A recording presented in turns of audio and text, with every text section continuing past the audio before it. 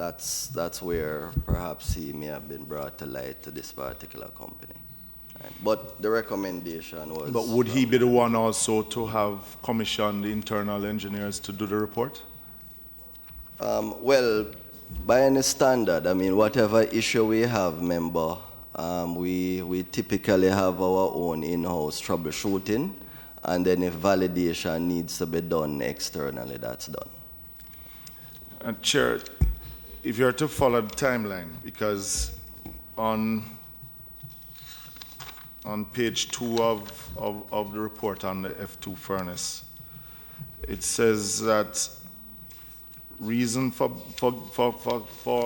awarding it to Complete Heat Solution, which came in close to $1 million above the internal costing, that they wanted to meet the shutdown of August 2017, which would have been passed a long time ago, over a year ago, basically. Now, we're at a shutdown now in 2018, but we are nowhere near the installation of this unit. Why is it that we are nowhere near the installation of this unit? So, member, there have been several activities surrounding why we are here. So, at the time, the idea was to fast track the procurement within the 60 odd days. That has not materialized. We have gone more than 300 days with that. There were some issues along the way in terms of the specification, metallurgical specification of the furnace. Works had to be redone. And I see where the price has moved from 1.9 to 2.4. Correct, correct. So some of those modifications, changes in the fabrication were accrued as a result of those increases. So it's now July 2018, and we substantially have the furnace here, but there are some important parts, the burners, the soot blower system, which needs to arrive before the furnace can be installed. But if we are working on this project for over a year now, yes, why haven't the other components, since the furnace itself is so late, yes, why haven't the other components not here as yet to meet this shutdown that we are now, that the Petrojam is now under? All right, that's a good point, member. I know that there have been some re-engineering relook at, but at this point I may ask Mr. Simeon Hall to assist me with this aspect of it. Okay, good afternoon, team. Well, first to note, I am a new boy on the block. I was employed in May last year, so when I came on, this was one of the first projects that came to hand. Where were you coming from? Coming from Digicel. Digicel? Yes, yes. So you are an engineer, have any experience in an industry like this? No. But I'm asking, you know, because everybody who seems to come on board seems to come on board without the prerequisite qualification. Well, I'm an electrical engineer, brought up in the polytechnic environment that has the skill set in basic chemistry, physics, metalwork technology. So I'm one that I've learned and you report to who? Presently, I report to the acting general manager. Before that? The general manager, Floyd Grindley. Directly to the general manager? Directly to the general manager. And who was the project manager at... Member, I missed the part. I just want to hear very clearly. You're saying you're properly qualified for the position? Absolutely. I didn't hear you. Absolutely, absolutely. My interview was approximately 1 hour and 45 minutes. It was the longest interview. Who interviewed you? I was interviewed by the general manager, Mr. Grindley, and the HR manager at the time, Ms. Yolanda Ramarak. Oh, that not give me much confidence, but yes. All right. No. Two. Is there a third? Was corrected. Come again? Sorry, I didn't get that. No. All right. Give me the rest of Jamaica. So we're at the other components on why it is that this unit itself. Right. So what I'd like to go, I'd like to go from the beginning, because when I came in the first week I was under this project, and Nikolai Robotham, one of the reliability engineer, was actually the project manager. So I'll just give some information on it. So actually the procurement request went out to 5 tenders, of which 3 responded: CHS, Amic Wheeler Foster, and Barn. I think Amic was considered non-responsive because they did not abide to some of the GOJ guidelines. Key to the procurement, because we wanted to meet the August shutdown that was being planned at the time. And mind if I say that since I've been at Petrojam, we have been out in a lot of fires. So we did not realize, well, so we tendered out, and the critical criteria for meeting this project was schedule and price. And of course, adherence to specification that got the much less of the weight. Outside of the time frame, right, which makes the price compared to other person who offered a tender is some $1.1 million more. Right. Because of to meet the time frame, which is 68 days, and also some additional enhancements that were proposed by CHS at the time. Yeah, but nearly a year and you're just getting the unit. Right. So I'm going to give you the series of events. Right. So CHS would have met the timeline in terms of the 68 days to meet the August shutdown. However, when CHS came here to do the assessment in January, they asked a series of questions. And so what happened when the furnace was being fabricated, the engineers realized that the tubes that were being used to fabricate the radiant tubes were being made of stainless steel. And this couldn't have worked because our engineer at the time realized that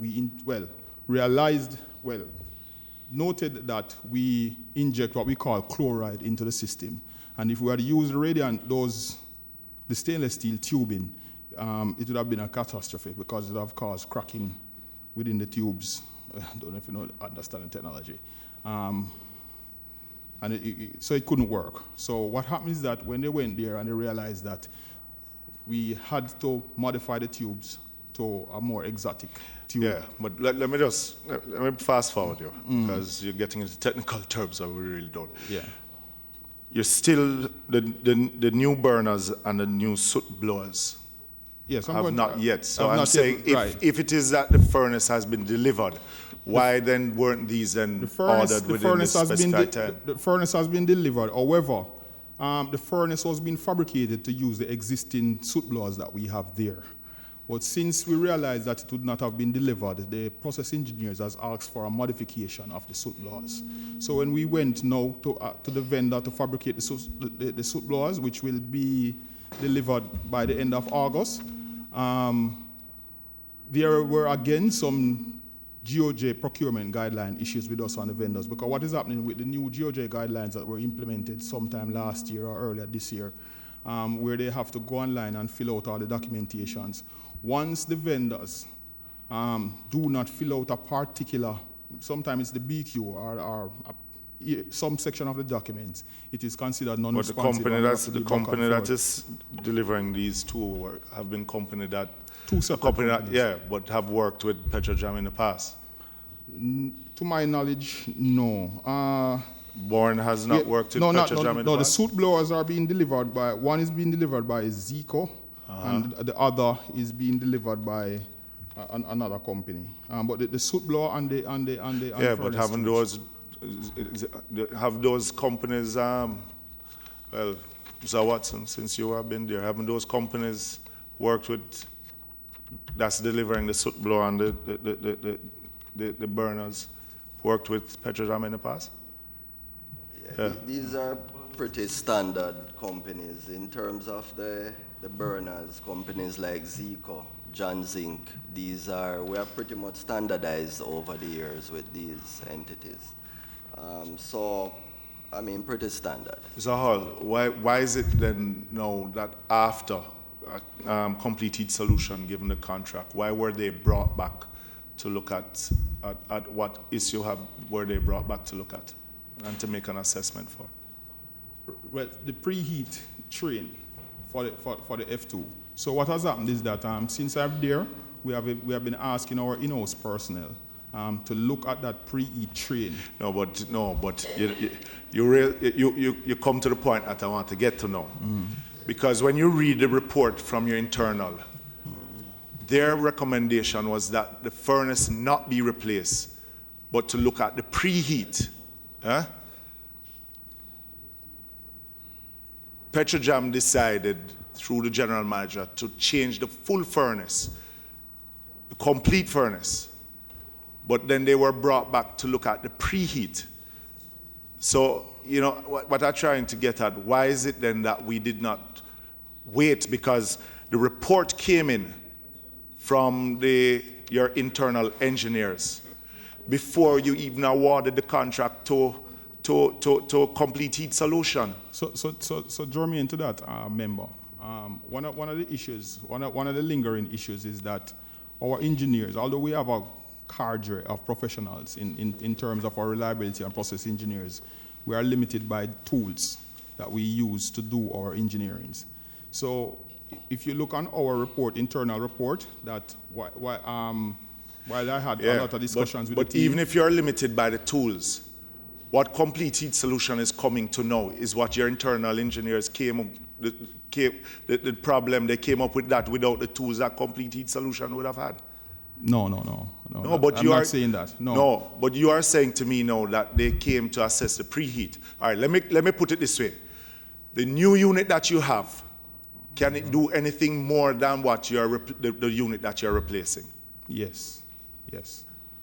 So why is it that complete heat solution came back to basically assess and say that it is not able to do more than what the old preheat, the problem that you're having with the preheat, that has not been resolved? No, the furnace itself, the issue with the furnace itself will have been resolved with the new furnace. However, it's a system. So developed within the systems, there are other issues and concerns that we have that needs also to be rectified. Hence, I have asked our internal team for them to do an assessment of the preheat, which was not forthcoming. So what we have done, we have went out to seek consultation from Complete E-Transfer by providing them with the data that they had requested on that preheat train, and then come back to us with a solution. So we're going to end up spending more money than if needs be. It's in the terms of consultancy, which is something that we are budgeted for on a yearly basis. Let me ask, Mrs. Murray, when you're doing a bid evaluation, in this instance, if you look at what was given to us here, for something of this value, wouldn't a senior engineer be on the bid evaluation committee to look at the complete? Because these, to my research, are all junior engineers that would have evaluated a bid document in the value of $2 million US. I wouldn't want to speak to that specific issue. I would just simply say that when a procurement committee or evaluation committee is being put together, essentially it should have the skill sets that would be required. The person should have the skill sets that would be required to assess the evaluation. I can't speak to the specific issues and the level and seniority. In this one, you have two reliability engineer and a contract administrator. And you would have had a project manager there at Petrojam. But there's no name of any project managers that is, and the reason why I'm raising this, because two things. One, and we saw it when we had chairman with the used car issue, where NCC basically looks at the financial capability of the companies to deliver. But the other aspects of can they deliver within the time frame that is contracted is not looked at. And this is not a blame for the ministry or anything, but it is a weakness that I've seen coming back here when NCC signs off. Because I would have expected that you have a external report, an internal report. They're saying two different things. But after the bid was accepted or the contract signed, after the internal report came in, and this is an item that is $2 million US that you're speaking about, is a similar matter with the wall. If you have an internal estimate for $700,000 and you see a bill coming for $900,000, I would expect that management at the time would then say, let me ask for 3 tenders. Or relook, in this case for the F2, relook at what my internal engineers, who I rely on every day, compared to what the external is saying. So to nearly a year now pass and going to miss this shutdown of the plant itself is not saying well for Petrojam and this contract on a whole. It isn't, because you're going to have to wait until another shutdown. And just, Mr. Simeon, what systems do you have now? What systems do you have now that manages your projects? Well, and what systems have been used? Well, internally, mostly what we use is Excel to manage our... The what? Excel. An Excel document to manage our projects end to end. Those are some of the things that we are looking at now in terms of asset management, in terms of tools to be implemented inside the refinery so as to better improve our efficiencies and effectiveness.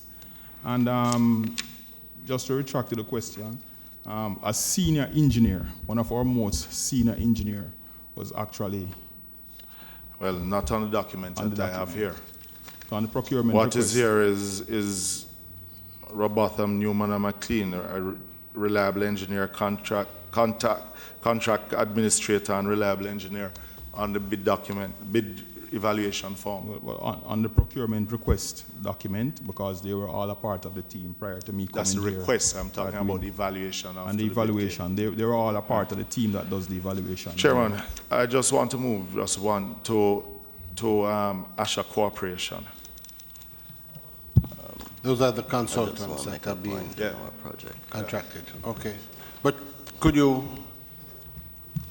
make it succinct? Yes. Chairman, member, just to piggyback on a comment from my colleague, in terms of our project management, we do have a system. We do have a system that is called a gate system. In academia, it is referred to as a stage gate system, and it is one that speaks to 7 gates, starting from inception and idea to a point of actually closing out the project and doing the post-project evaluation to do the ultimate test if there was absolute value gain. And that process is quite rigorous. It actually speaks to the various competencies. It speaks to the various checks and balances at every stage through the process, making sure that the relevant stakeholders are on board, it's bringing value to the company, etc. And this is by and large what the company utilizes for our projects. So, Mr. Hall, you're not using that system? For this particular project, it did not traverse the gate system. And why is that so? I can't answer that, member. That wasn't in my portfolio. the general manager at the time would have had to speak to this. All right, you please, member. Yes. No, Chairman, just going through the Asha Corporation, and it is showing that amounts paid to Asha Corporation was $151,000 paid, but something jumped out at me going through this is that he was also taking trips with the chairman, a trip in the amount of $5,682 US.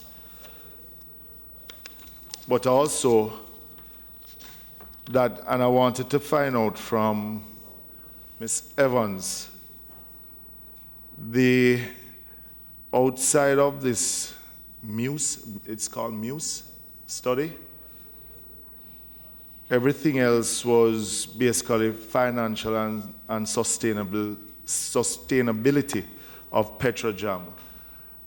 Are the services that Asha Corporation would have provided, are these services that could not be found locally, or is it a specialized services in these figures that I see here, 17,000 for financial and sustainability of Petrojam? And before Asha Corporation, because they seem to have started during the same period that the general manager started, did you have another company providing that service to look at your financial and sustainability of Petrojam? I think that's more. Was this service being provided before? Yeah. In other words. No, I'm not aware that those services were previously provided by any consultant. What I found interesting is that Asha Corporation has one shareholder. Is that correct? One Yes, shareholder. That's correct. And one director. That's correct. One shareholder, one director, and one technocrat. All that's the company.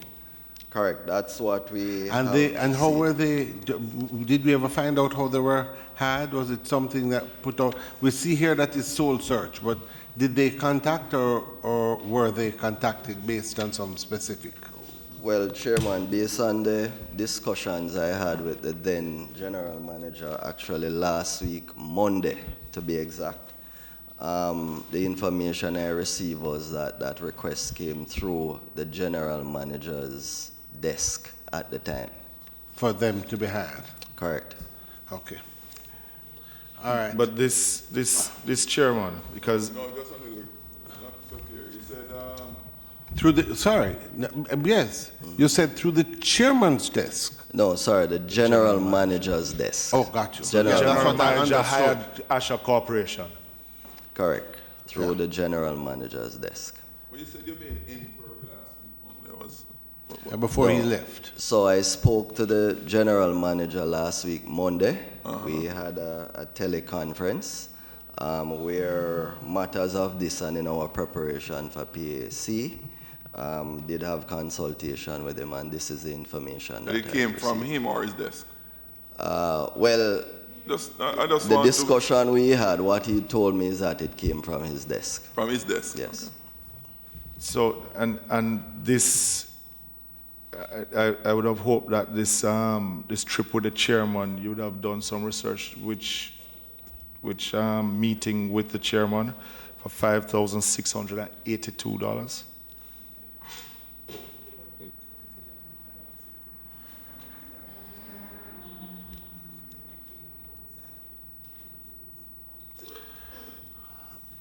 For these member, in our case, with all of these, I mean, the general manager would have been in the best position to answer these. We are more in research mode, trying to unearth as much information as is All right, possible. members, please, let me make a suggestion.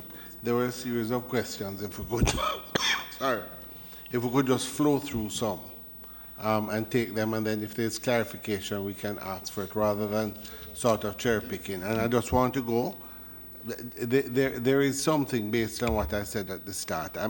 I was just sitting here and reading. I'd seen it before, just some of the things, and it goes back. I think we as a committee, one of the things we don't want to do is, it's not about personalities or the people. What we're looking at is the systems.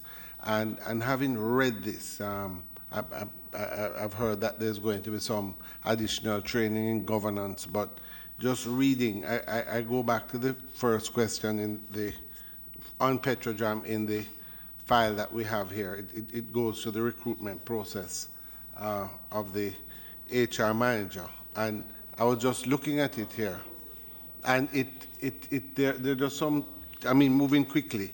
It says here, termination of Ms. Rosalie Scott, 23rd of December, 2016. And then in January 1st, 2017, it says an advertisement was reportedly placed in the Sunday Gleaner on the January the 1st, 2017, with a deadline date of January 6, 2017. A copy of the purported advertisement is attached. Note, the placement of the advertisement was not placed by Petrojam Limited, internally or externally. Petrojam Human Resource Development Department received only the names of the shortlisted candidates from Mr. Floyd Grindley. The first thing I would say is that it's unusual. Quite frankly, just looking at it, to put an advertisement on the 1st of January, which is New Year's Day, is not one that you really expect to be widely read, I suspect, and to have a close date by Friday of that week. They indicated here that there were only 3 candidates, of which Ms. Ramark was one. They went through the process. It goes on to say that the directors, there was an interview done by Mr. Grindley, who was the general manager, Mr. Richard Creary was a board director, and Mr. Lowell Dilworth. And that she was interviewed. What? Just a note is that the third person, Lowell Dilworth, we don't know what capacity he was sitting in on that interview. Is he a staff member, director? Or from another ministry? He's a chemical pathologist. He's a director? He's not a director of Petrojam, and I don't think of PCJ or the group. I don't know. So how did he got into the interviewing process? Through the chairman. No, you haven't been able to? No, we haven't been able to unearth. Because I asked you that the last time. I think so, you did. Well, there are 2 things. The last thing I would say, there's a letter here on February the 27th from the Ministry of Finance, from the Wayne Jones for the financial sector. And based on this letter, he had really written, sort of reprimanded in a sense, Petrojam. He had said, please be advised that based on information submitted for consideration by the Post-Operations Committee, approval is granted for the continued operation of the post with effect from the dates indicated above. Arising from telephone conversations with your office, notice taken that the post of Manager, Human Resource Development Administration was operated with effect from February 13th, 2017, prior to receipt of approval from this ministry. For future reference, your attention is drawn to Circular Number 15, dated 1st July 2016, paragraph 5, which states that submissions to the Post Operations Committee should be made at least 2 months prior to the intended effective date of operation of the post. It is further noted that the Post Operations Committee, under the chairmanship of the Deputy Financial Secretary of the Strategic Human Resources Management Division of this ministry, has sole authority for adjudicating on and granting approvals for the operation of posts in ministries, departments, agencies, and public bodies. I think what this speaks to is for us, and I think it's something that's on the way, the tightening of the systems, because there are obviously some issues. There's one other question I'd ask, and I suppose we could ask The PCJ is the parent company of Petrojam, but in this, it indicates that the candidate at the time, who is here with us, but it indicates that there were two directorships. What are the directorships that were held? They're not enunciated. That you're appointed director. No, Ms. Ramara. You're a director or were director of any, or you held directorships prior to this? Yes, Chairman. And you're a director on what? Director formerly at PCJ. And, so you are a director at PCJ and? SMA. And that's what? Which one? SMA? Spectrum Management Authority. All right. And you had special responsibilities on the board of PCJ? Not special authority, no. Or subcommittees? Subcommittees, yes. Which ones you are on? I would have been on the HR subcommittee. Of PCJ? Yes. All right.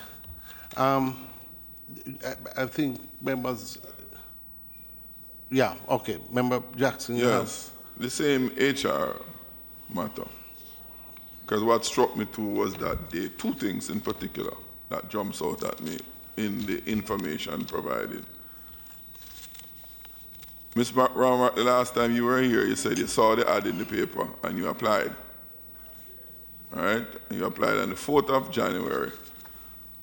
That ad was closing on the 6th. You became employed on the 13th of February. That's the effective date, correct? That is correct, member. Okay. And when you were employed then, a package was provided to you, compensation package. The policy, as I understand it in Petrojam, is that there's a probationary period. No, I'm getting clarification. You might be clarified, I don't. There's a probationary period in Petrojam for employment? That is correct, member. What's the probation period? The probationary period is, I would say, not cast in stone. It's not cast in stone? Let me finish, member. It is not, because based on the levels, some levels require probably I'm talking about just the senior position. So senior positions, since I've been there, I know that 4 months, it can be 3 to 4 months. 3 to 4 months, yes. Okay. So the probationary period is 3 to 4 months. And after that period, a determination is made about permanence, whether the person is So the maintained. decision is made based on the probationary assessment within the period. Within or after or upon the completion of the 3 months? Best practice dictates that you should assess the person every month leading up to the confirmation of employment. No, I'm not so clear on that. 3 months is the probationary period. Let me clarify that if you wish, member. Please. What should happen is that up onto confirmation, best practice dictates that every month the person is assessed before confirming him or her to the position. Now, I'm not saying that that was followed at Petrojam. I'm just speaking in terms of best practice. In your case, was it followed when you were engaged? In my case, a probationary assessment was done. Who did the assessment? It would have been done by the person that I reported to, the general manager, Floyd Grinley. So Mr. Grinley would have assessed you during that probationary period. Miss Ramarak. May I answer that if you may, member? Sure. All managers report to the general manager. Okay. Ms. Grinley, Miss Ramarak, when you were engaged then, effective February 13th, you had a compensation package that you accepted. Let me clarify that, member. I was asked to defer my employment period, meaning that I would have had to give 1 month notice from where I was coming from, because I was not a junior employee from where my previous organization. And so I had dialogue with my then employer, who granted me the early release. And so that is why I had retained that date of February 13th. No. I'm a little bit lost here. I saw a notice from Petrojam indicating that your engagement commenced the 13th of February 2017. Did you commence employment on that date? Yes, member. February 13th, 2017. Okay. And upon commencing employment, you signed an employment agreement? I would have had to sign it before. Before, to be effective as of the 13th? Yes, sir. In that employment agreement, there was a compensation package? There was discussion centered around my compensation, member, which would have warranted further discussion with the general manager. So you started the job before finalizing on the compensation? I did not say that. No, I'm asking you. No, I did not. Okay, so I'm asking you now. Did you start the job with started the job with an offer that was on the table to be revised after probation. After probation? That's correct. And what was the agreed probation period for that revision? It would have been 3 or 4 months. So you have agreed for a probation period of 3 to 4 months that you would be assessed and a final decision made? That directive is in the employment offer from Petrojam and not something that I would have in the employment offer? Yes. And that is on file? Yes, that is what I received from Petrojam. Mr. Morgan, you have a copy of that? The offer that was made? Correct, member. We do have an offer letter signed by the general manager, dated January the 30th. January 30th? Yeah, which spoke to some specific requirements, and if I may list a few of them. Please. Part A, well, let me just read a little of the first part. We are pleased to offer you employment at Petrojam Limited on the following terms and conditions. A, our obtaining reference is satisfactory to us from your referees. B, you're providing us with copies of certificates of all your formal qualifications. C, you're being passed as fit after a full medical examination of an approved medical practitioner. This must be within 1 month of signing this letter. And D, you're being free from any contractual restrictions preventing you from accepting this offer. And E, pre-employment substance testing, and you're agreeing to random testing during employment. The rest of the document speaks to the offer in terms of the numerical numbers, what would obtain around orientation. Probation speaks to 4 months. It speaks to normal working hours, dress code, employee benefits, and that would encapsulate what the offer letter would speak to.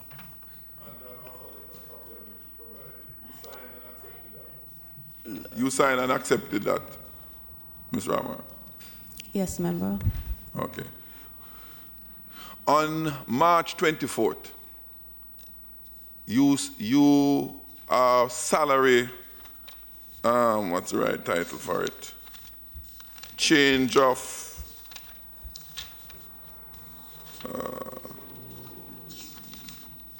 I'm searching for the right title, but oh yes. Payroll change form. You had your salary change seek to have your salary change on the 24th of March from what it was in the offer letter to what Mr. Morgan presented the last time.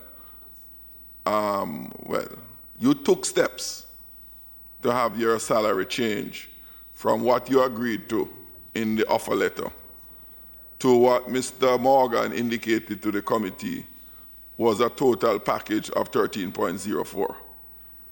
That change form, my question, that change form, 24th of March is 39 days after you would have commenced employment.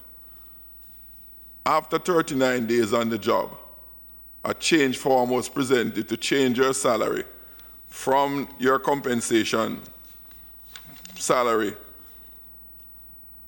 from a total annualized of 10.5 to 13.04. Let me ask, member, are you accusing me of changing? No, I'm asking a question. No, you asked a specific question before, too, in fact. You said I indicated a change form? No, let me help you. What I have before me.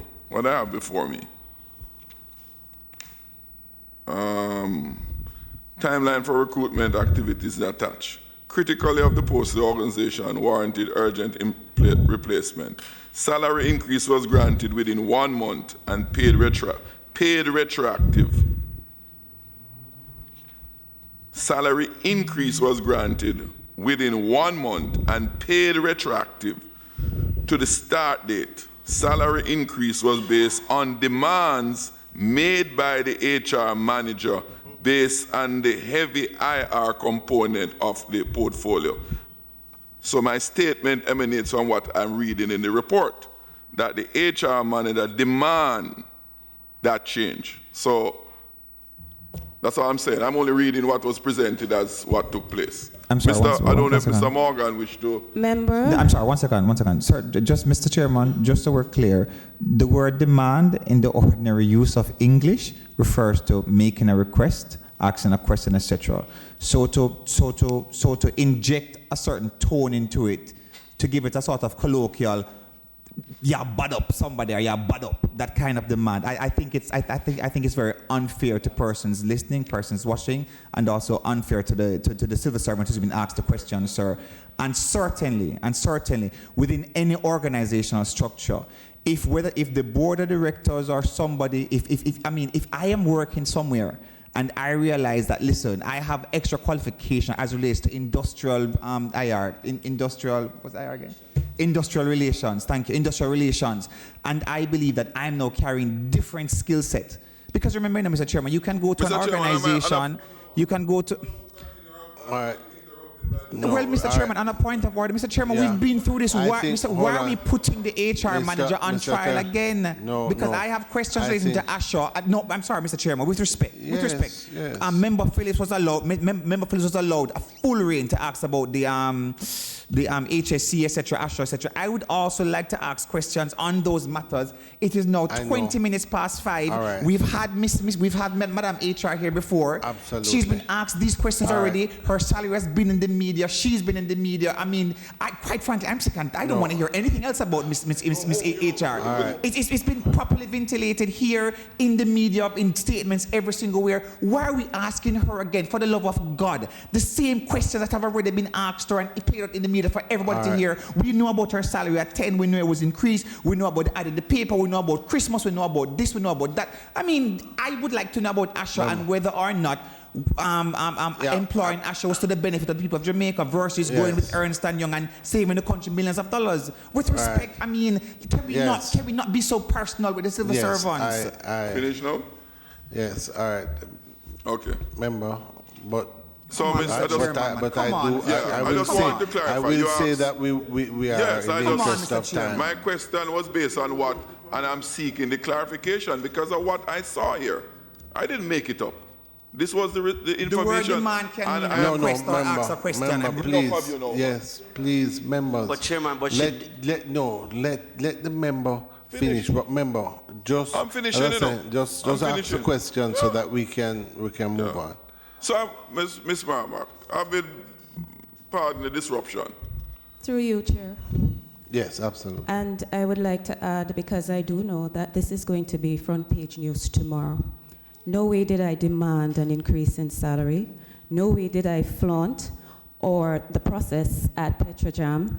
No way that I'm incompetent in executing my role as HR manager, as persons would want to believe. I am competent in all the HR service delivery areas that I do function in at Petrojam, and I'm a little disappointed that right now, persons are speaking on my behalf without knowing the facts. Ms. Raman, I read what was provided by the company. And I'm speaking to that also, member. So you're saying you're disputing what is here? I'm only saying and cautioning that whatever is presented here, not all the times persons have the knowledge of what is presented. And if it is that I am somebody who is going to be pronounced or made a public mockery of my employment and my abilities, at least I must have a say in what is presented here, because it is me, the incompetent in the role. The incumbent in the role. No, Okay. no, hold on. Member, Chairman, yes, I think no, we've exhausted. I can, Member Jackson, I think what we're trying to get at, I think that, Ms. Ramark, I think what in this case, there's a report that was presented to us. And what certainly I would do is give you all the ability To correct anything. to where you feel that there's something that is let me put it this way, not properly the essence of it is not properly expressed. presented. Please, Thank you, Chairman, take for the that. opportunity And to the other members of this House, I would want to say that due process was followed. And so if there is any anomalies, then I should not be forced here to speak on that, because I would not be aware of those. Okay. No, that is reasonable. So I just wanted, for your benefit, Ms. Ramarak, as was said earlier on with Nessal, we want to be clear about the processes that prevail in these engagement exercises. Because what stood out for me, and I said the last time, and I'm going to close here, Chairman, is that a senior position as the one in question, the notice invitation for application was given for 1 week. That is very striking. Number two, based on the documentation provided, where the employment package, the incumbent within a month and a half, there was a change in the amount. Right? So those are not normal things that happen in employment. And as a human resource specialist, you will attest that these are not the norm. So I wanted to be clear. And the FS, the PS. Permanent PS. Again, as I said, does this represent an anomaly or not? Because if it is, then it's something that we have to address as a state. And then what I would like to find out, which cannot be because Mr. Greenlee is not here, why this anomaly occurred, if it is an anomaly. That is what this jumps out at me. And I guess it jumps out at any reasonable person. All right, can we... All right, thank you, Mr. Chairman. Mr. Chairman, for you, some questions were asked as relates to Asha. Hold on. Yes. Oh, you're going back to clarify. Yes, I mean, because Yes, I want to get into figures and numbers. Yes. You're asking this specifically. You spoke of who's it? Right. So, Mr. Morgan, just so we have a bit of understanding, as relates to Asha Corporation, would I be correct in indicating that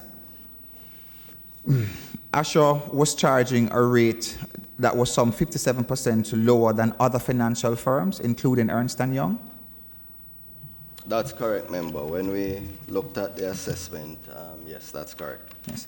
And would I be correct in stating that in 2007, the rate that was being charged by Ernst & Young was $51,600, whilst Asha was charging you the rate of $21,930 per hour? That's the information we have presented, and that's the information we looked at. And would I also be correct in asserting that Petrodram, by using the services of Asha Corporation, would have saved some 34 million Jamaican dollars? Okay, so we have to take all of that in context, member. I just want to know if there was a million dollars of please. We have to take Please, that member. in context, yes. Please, member. He's answering the question. Yes, so member, we have to take it in context, right? So there was some work done, just to clarify, there was some work done especially on the cash flow around the VDO right. and its validation. That, in fact, I can attest to. He's working those numbers, crunching them.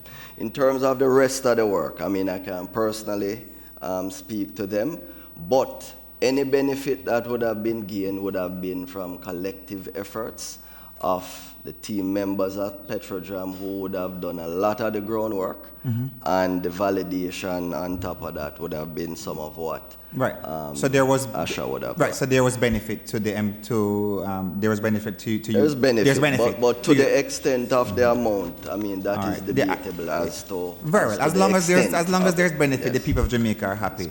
And as it relates to complete heat transfer solutions. Yes, am I to understand that there were certain safety concerns, etc., as it relates to the furnace, and so it was necessary to have the requisite work done? So member, permit me a little bit. I may go off a little bit technical, but I'll try to keep it as simple as possible. So how the furnace operates, in short, is really a heating mechanism, heating up a particular stream to a temperature, and it provides that through burning fuel. Right. Now, where this is concerned in particular is that the furnace itself at the time and the issues that were faced, you made mention of the safety, is that the furnace was being asked to do more than it was required to do. Hence, the safety issues would have arrived. What would have precipitated that issue comes back to the very point of the preheat. So again, if the preheat is not at the temperature desired, then for you to get to a target temperature, you're going to be calling on the furnace to do more than it was designed to do. So it's around that the safety issues would have arisen. So there would have been two issues, actually. One, the furnace operating at its envelope or thereabout, and two, a preheat issue. So I just want to put that in context. So the safety aspect would have come about primarily because of the preheat issue. Being lower than normal, the furnace being asked to do more work than it would, in simple terms. Okay, so then there would have been issues surrounding not just safety then, but reliability and the general operations. Just remember, but then wouldn't you then look at the preheat issue before? Wouldn't you then? That's the point. Wouldn't you then at that point, and then since the furnace itself, the issue is not really the furnace, but the preheat that would then overwork the furnace. Wouldn't you then look at the preheat first in dealing with that issue before changing out the furnace and dealing with the preheat, as was recommended in the report from the internal engineers? And it comes back to that very report. So the internal report spoke clearly to where the issue lied, and that was with the preheat and not necessarily with the furnace itself. Now, the fact that the furnace would have been, has been operated up to its limit, now certainly the requisite integrity checks would have to be done. However, the preheat was identified in the report done by our staff. That's where the issue would have been.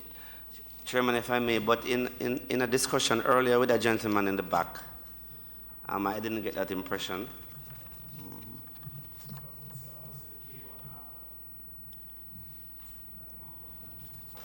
I'm very impressed with the technical expertise of my committee members. Before you do, and let me tell you why. Let me tell you why I raise it, because there's after the report from the internal was done,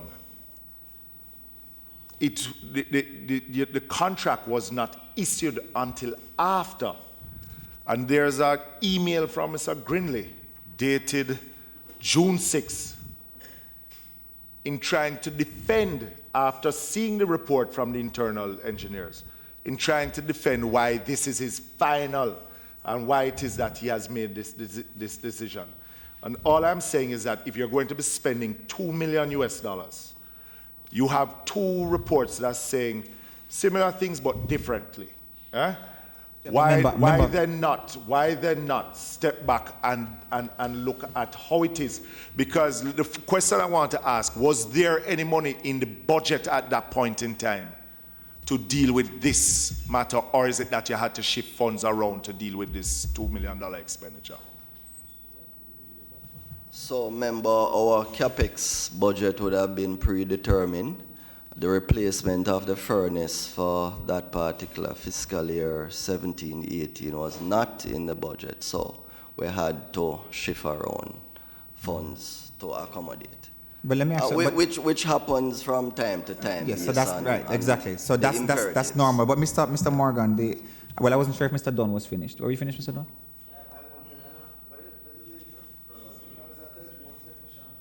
Mr. Smith. Go. Mr. Smith, you go, Norman. Right, I just thought that there was some contradiction with what was said earlier versus what Mr. Morgan was saying. So that's why I wanted to know, what is what? Well, do you see a contradiction? Okay, well, just to highlight, so when I came on board, this matter has been a contentious issue, and I don't know the email that you're referring to, but there has been ongoing dialogue, discussion with Mr. Grindley and the engineers. And of course, when we look into the report from CHS, which provides two options, short-term options that we did some minor repairs to afford the furnace to run over a short period of time. And then the second option was for us to replace the unit.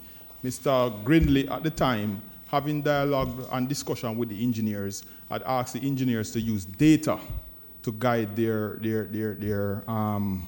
opinion.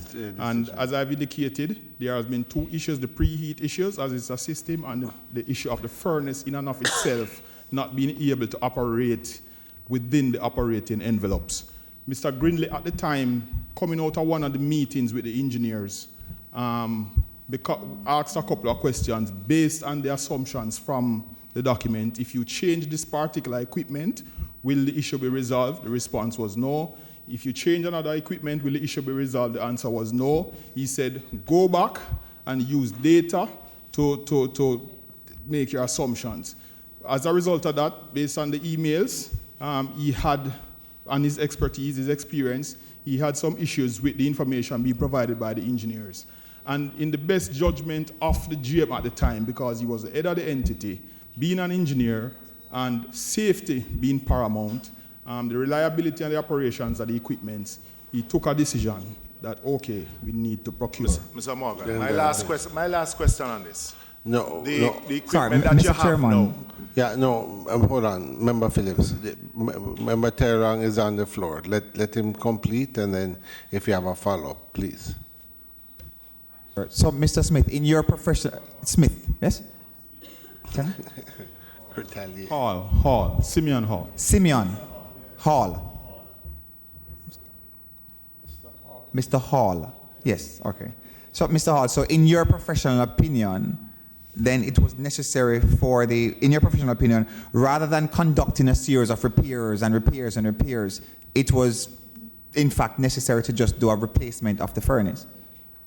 Based on the professional advice from CHS that I had at my disposal at the time, yes.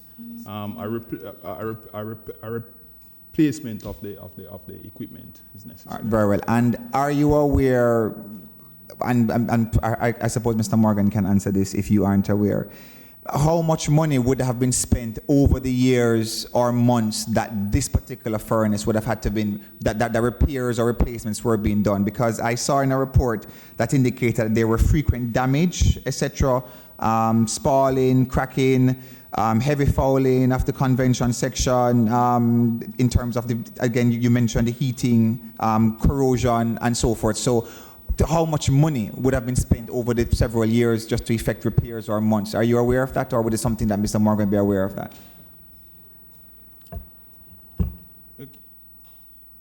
So in terms of the actual costs, member, we would have to get that for you. But just to put in context, Yes, I mean, routinely, furnaces, you do have repairs, reliability checks year to year as a part of your health, of your operations.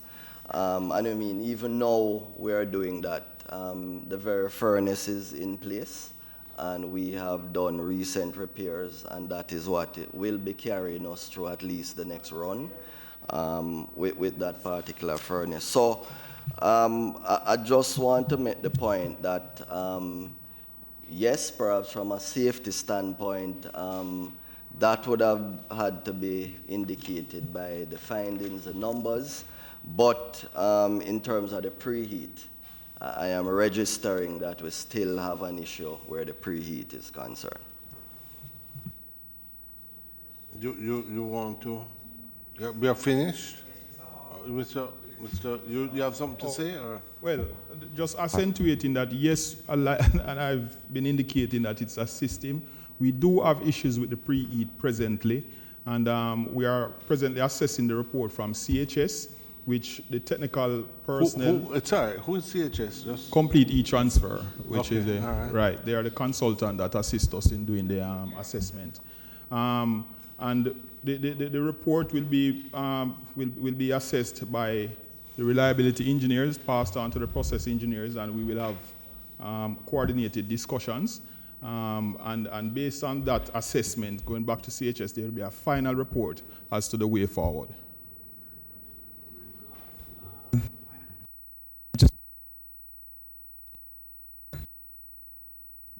Mike, and my final question, Mr. Hall, from a professional standpoint and from a standpoint of safety and security and reliability, it would be better, this sort of the issues that were plaguing the furnace, from a safety perspective, are these issues that perhaps could have led to an explosion? Absolutely, member. A small pinhole in one of those in one of those tubes can decimate the entire. But just on a point of order, Chair. And just on a point of order. The internal report said that the unit itself had a further lifespan of 3 to 5. And look, it's not really a contentious issue, but the thing is, you have spent $2.4 million on something that has not yet been installed. It's missing a second round of plant shutdown. Seeing the resources that you said you had, that it was not a line item, if the internal, and I says just the processes on dealing with this, because you already had your budget, you had probably more important things on the plant to I'm sorry, no, just what? No, you ask about it exploding, and I don't want to leave here as if it's something that would explode tomorrow, because the internal report said it had at least a lifespan of 3 to 5 years. I'm speaking. Fine. So there, I don't get a point of order. So please.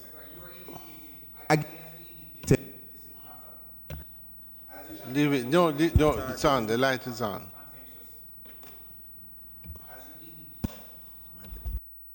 Mic check.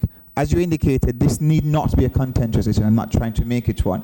My concern is as it relates to a report I saw, which indicated that based on the issues that were plaguing the furnace, there was the risk of explosion. And I'm asking the professional for his professional opinion, if it is that he also shares that view. He has indicated that, he was in the process of indicating that yes, there was the risk of explosion, and he was referring to even a pin and something technical. Please, if you could continue. Well, I thought I was completed, but yes, I was indicating that if there was a small rupture on one of those tubes, it can be a catastrophe. We are in a shutdown now, and we are also doing some preliminary works on the furnace to ensure that we can run, because we have to think about the economics. We as managers, we come together, we wrap our heads to see if we can run the furnace for another year or so. And to that, we also have another furnace that we have just provided extensive repair to also. That's sorry to say we will be coming to the people of Jamaica again, hopefully, we have more time planned so that we don't have to pay premium dollar, so that we can get this furnace fabricated over a period of time so that it can meet the next shutdown. The intention is for us to plan for the replacement of the present F2, that is the issue at hand, and also the F1 furnace that we have.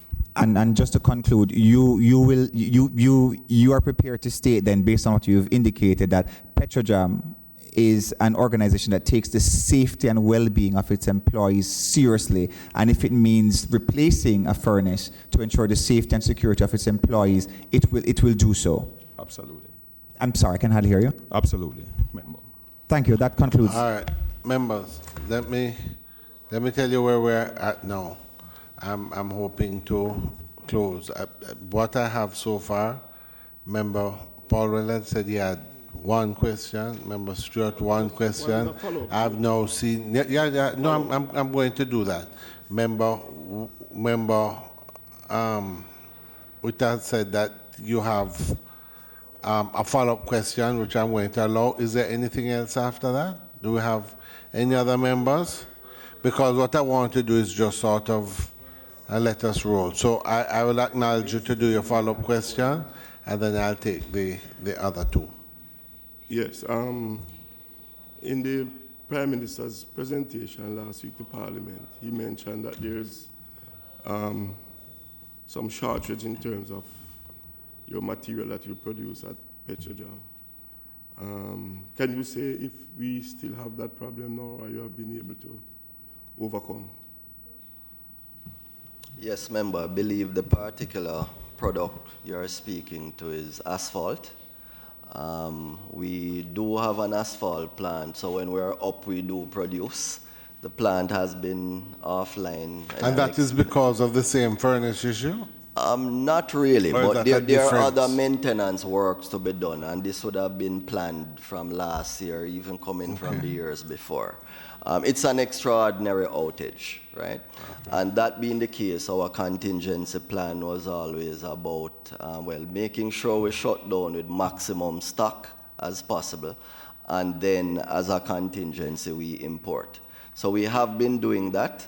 I must register that asphalt is a commodity that is not readily available, and it has been challenging in some parts to get the sort of volumes that we want, but we have kept the market by and large supplied, and we will continue to do so. Mark, we have been doing some rationing as well, but we do expect to provide asphalt to the market whilst we're down, and once we are back in operation, then we believe that we'll be on a regularized supply.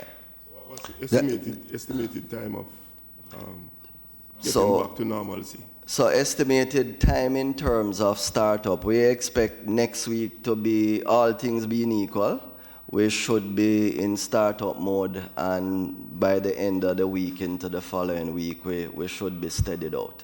All things being equal. I think it's an important question. Some of us are experiencing some difficulty with patching and other programs, that there is a shortage of asphalt. So you're saying that you're saying towards the end of this month, you expect things to get back to some degree of normality? Indeed. So for now, we are importing cargoes via ship and also some ISO containers. Not as fluid as if we were producing, but we continue to maintain product to the market.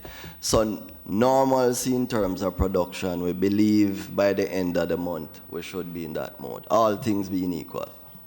All right. Now, members, before... Yes. In production. And supply leading. And supply. Members, before, I just want to clarify something. Just looking through the book, the report that we got, it speaks here of the main event that was contracted, the sole search, contracted by Petrojam. My understanding in the meeting we had when we had been asked how much had been spent on main event, we were told 13.985 billion, which was the figure that I had. But when I look here, I see that there were two contracts, 13.985 million and 26.999 million. So you have here a total of $37,216,000. That was paid out. That's actually, I'm not certain because it's not what we had first. I don't know. That's not what I understood when we first did it. So I think it may be important to just clarify that. Is that figure correct? That it's not in effect, it is not, call it 14 million, but in effect it is 37 million? So for clarity, Chairman, there were two contracts, one being of a retainer type, and that was valued at 13.9 million, and another contract for events planning services, as Mr. Greenlee would have highlighted, I believe, in his presentation at the time. It was our 35th anniversary. So those costs for the second contract would have been around 26.9 million, running into a total of about 37.2 million. Okay. For both, the overall. And this is over that period, this is over the period of June of last year to June of this year. This is in 1 year. And so that would have been, so we have to look at both contracts. So the retainer was for a year, and the contract around November. The other activities would have essentially been from around September to December. Yeah, so you're saying that no, this says November the 3rd. Just November. Okay, yes, November correct. November 3 to December. So, but basically it's 37.216 million over the 1 year period. Correct, in total. Okay. All right, I thought you were going to complete getting from Mr. Morgan some other information which we had sought the last time. Those 26 trips by the chairman, you had confirmed at the last meeting 2 were reimbursed, right? The Correct. London and the Brazil trip was reimbursed, and I had raised with you about that Frankfurt trip, which you have identified, I think it's sometime in February. And I understand that there was a 4th trip to London, a second trip to London, which would make it 4 that he never attended. But you were to confirm of all of the 26, which you were confirmed that he attended. Okay. Those venues that he purportedly was taking the money from you to travel to. Okay. So, member, our search continues to ascertain if all those trips were as presented. Just to report that since the last meeting, we received 2 reimbursements to the value of. So at the last meeting, we spoke about a London visit. And Brazil.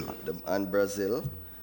Subsequently, we received reimbursement for the Frankfurt trip, which you had indicated. So he did not attend Frankfurt? Well, Chairman, we got a reimbursement. And that trip was when?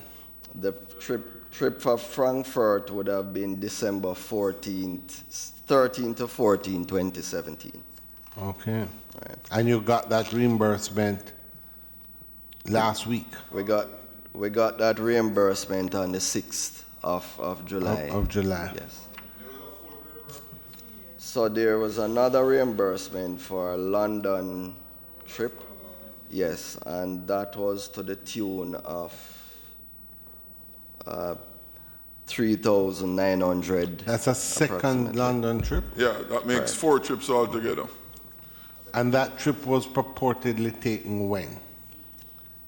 Which one, Chairman? The second London trip. The second London trip would have, reimbursement. based on the information here, September 11th to September 21st, 2017. So No. that's 9 months ago, Yeah. at least. Chairman, 10 months. through you, Mr. Morgan, when an officer is traveling, right, for all of these trips, the 26 trips, to foreign places, apart from the airline, they would need to sleep somewhere. So there would be per diem or claim for hotel accommodation and other incidentals. Was there any other claim or just the airline tickets? Member, based on the information presented, the claims are only for travel, airline? For airline, yes. So you had the chairman traveling and sleeping And in the in airport? between, there were some other claims, but of the lot, in terms of accommodation, very few. Just on that same note, did you clarify the airline club that Yes, has been this- joined? Yes, I believe we clarified that in answering the questions. Well, I didn't. Okay. Could you just... So we are confirming that Petrojam did pay for that membership. I What believe. is it, a membership in? Airline I think it was American Airlines. Trying to find that. $550, you said. Yes. What? Yeah, no, there's on there. Yes, American Airlines Admirals Club. Okay. All right. Member Jackson, I don't know if you have more questions on this. No, line. Mr. Morgan, I heard you said that you were continuing in the check on the those airline reimbursements. So certainly, I mean, the request was made of PAC and our checks. So you'll advise the committee? Certainly, as if there are any findings, we will ensure that they are forwarded. And I think, Member Jackson, and I think all of us in here, given the information that we have gotten, recognize that this is why it's so important for government procurement procedures to be followed. Yeah, there too. Because this is a very troubling thing. Just say what we have been seeing and repayments being made sort of in dribs and drabs. So let us get all the information, and I think we're going to have to determine, members, given the recess, etc., how we're going to formulate we are going to have some recommendations to Parliament based on what has happened here, and we're going to have a discussion with that before we finish. All right, I'm just going to... But just one other last question. Mr. Morgan, during the tenure of the chairman,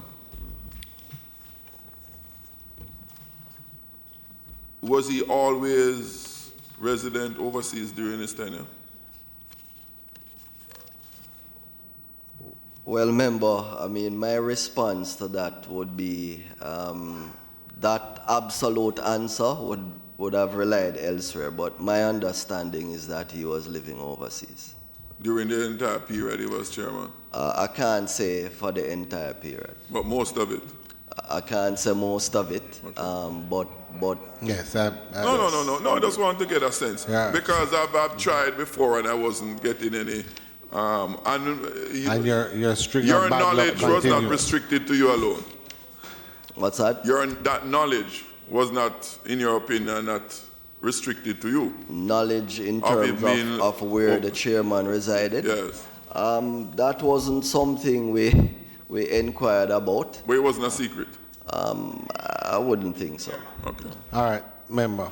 Please. Yes, all right. Member just Paul, briefly. and then Member Stewart, we have one, and Member Terlong has one, and then we're hoping to close. Mr. Morgan, allow me please. The price of gasoline is at its highest today. Are we still doing any purchases through West Indies Petroleum? And secondly, what is the total tax now on gasoline? Okay, so, member, in answering those questions, and I'd also ask my colleague, Mr. Michael Hewitt, to weigh in as well. But in terms of the absolute taxes, I think between Carolina and Michael can speak to the definite number. But in terms of product, Importation. Our importation continues to be from the standard markets, and that is either from Trinidad or the Gulf Coast region. But in terms of the absolute taxes, I will have to ask Caroline or Michael to weigh in on those. Yeah, please, perhaps I can clarify on the taxes. Gasoline now $46 a liter. Hold on. Is that tax or the price of the gas? Taxes. Or taxes? Including the hedge, the money for the hedge. Including what was included in the tax to cover the hedge. Because no longer, we're not hedging anymore, obviously. And the price per liter is how much vis-a-vis that $46? It's about 100 and, I don't hold it in my head, but it's somewhere about $109 or $10. So out of the $109, 46 is correct. Is paid back to the government in taxation. Member Stewart. Thank you, Mr. Chair. I've waited patiently. Mr. Morgan, would it be possible for us when we meet Chairman, for us to get a breakdown as to the main event, the $37 million? What was it paid for? You know, the costing. What were the services that were rendered? And finally, the staff morale at Preheat, what has it been like? Because I have seen some documents that persons are painting out offices and all of those things there at whose cost, and what is happening there as it relates to the morale of the staff.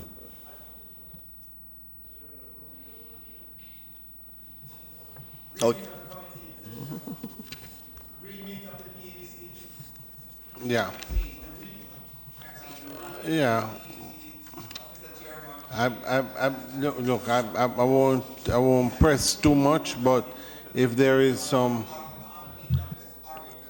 Mr. Morgan, to the extent that you feel that there's something you can add, otherwise, I do believe that there's some subjectivity to it. So, Well, just two quick points, Chairman.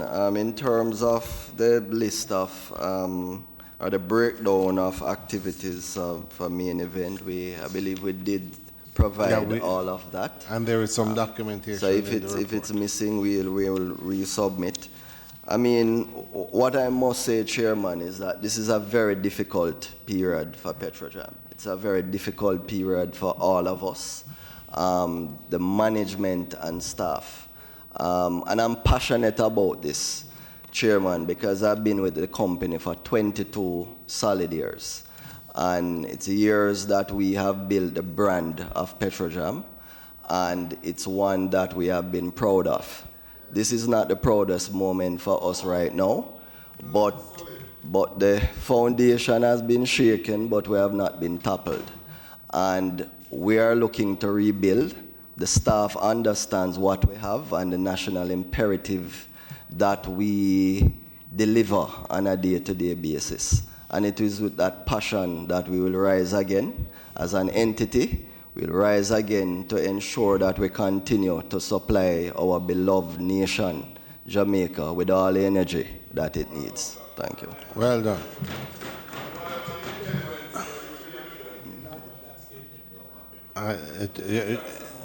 Well, hold on. That's it. Mr. Terlong will yield, because no, I couldn't have found a better time to have concluded. But but let me in light of what Mr. Morgan just said,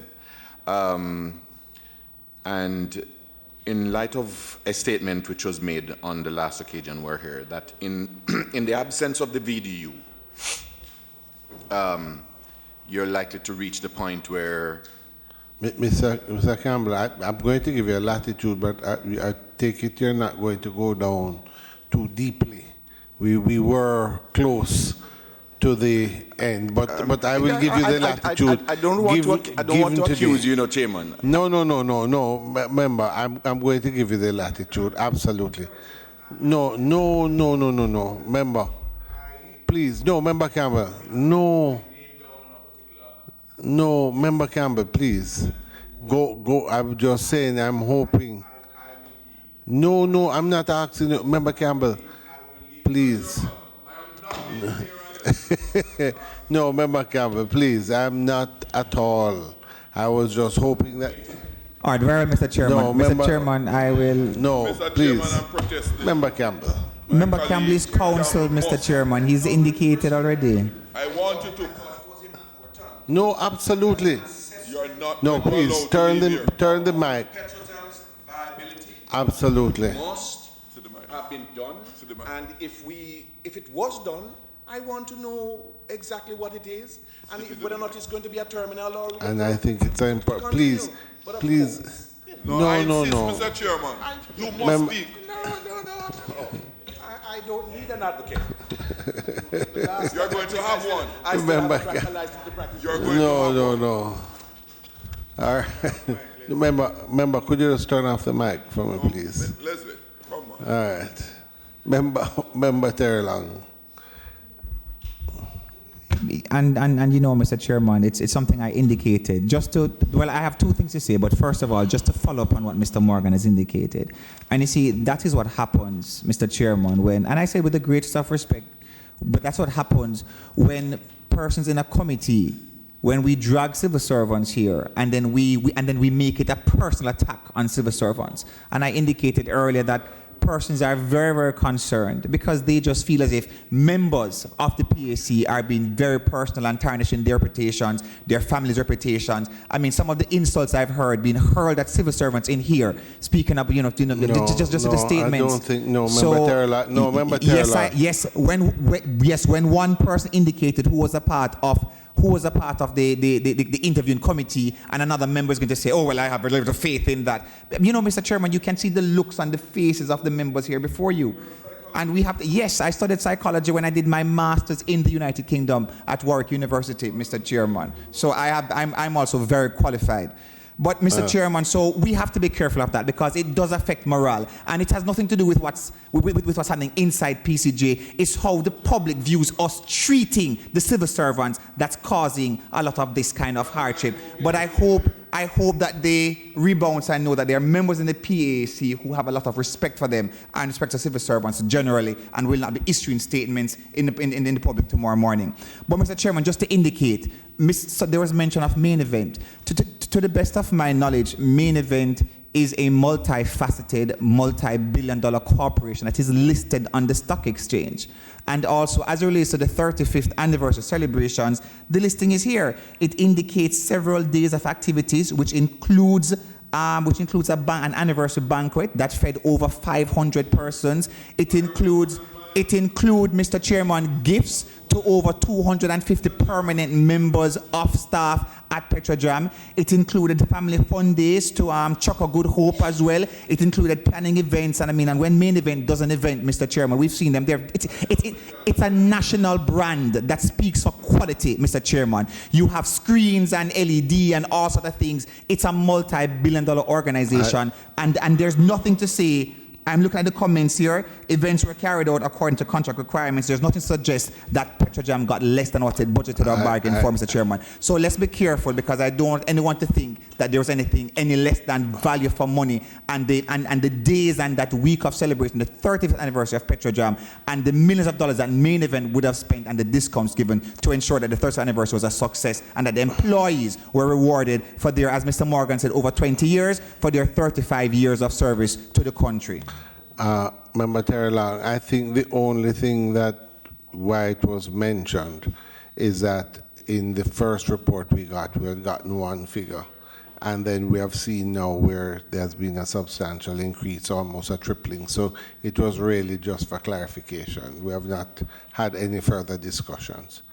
In closing, I would just add one thing. Our departing friend and colleague did make a point that he thought in closing, and I know we have discussed it before, but he was about to make the point that given the changes that are about to take place with the expansion of the services provided by Petrojam, that you feel going forward, the the hope and the future of Petrojam is good.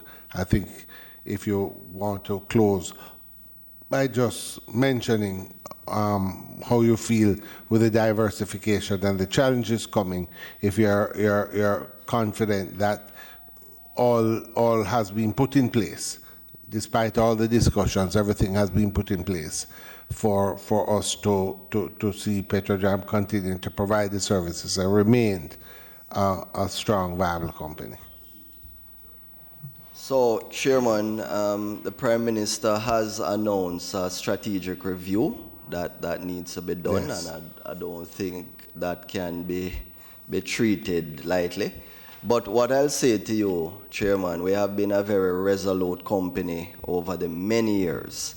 A little history here. When I joined Petrojam 22 years ago, small refinery, and the word at the time was that a small refinery could not survive.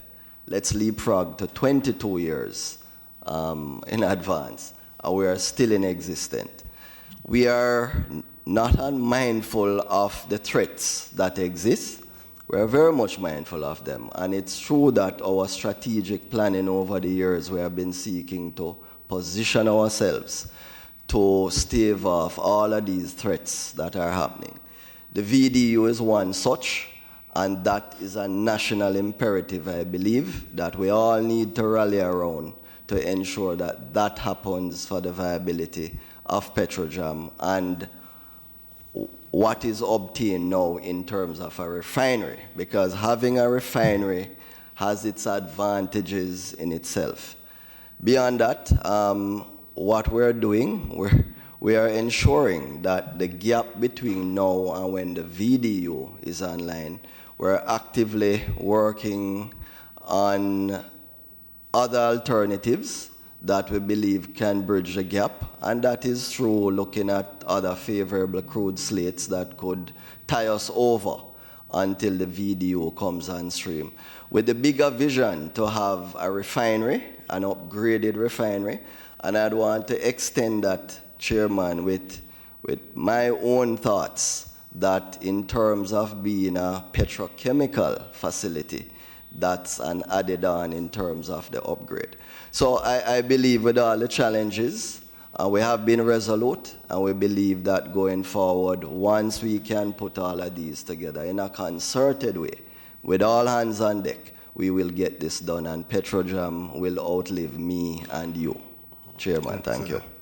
All right, thank you. I think that is a good note for us to end. Members, let me on your behalf thank the ministry and, well, both ministries and all the agencies who have come here today. I think it's been a very enlightening session.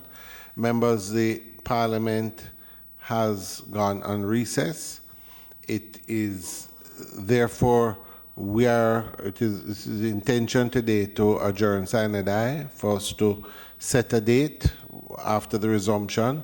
What I'm going to suggest, members, is that the documentation, the minutes of the meeting, and the report, we will send them out to the members. And hopefully what we can do at the first meeting when we go back is look at the recommendations, because we wouldn't be able to table it in Parliament till after that anyway. So we'll deal with the details of it as we move forward.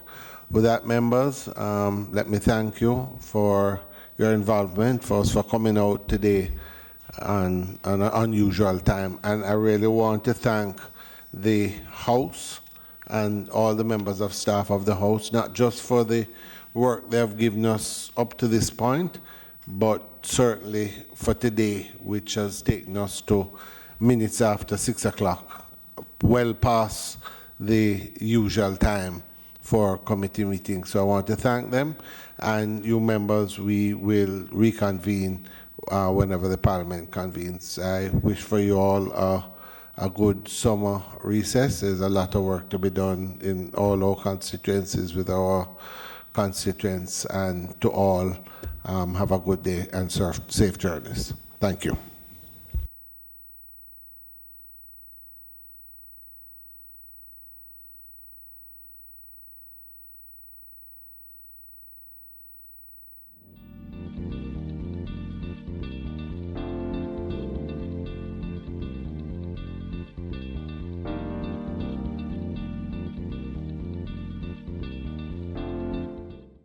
Did you know?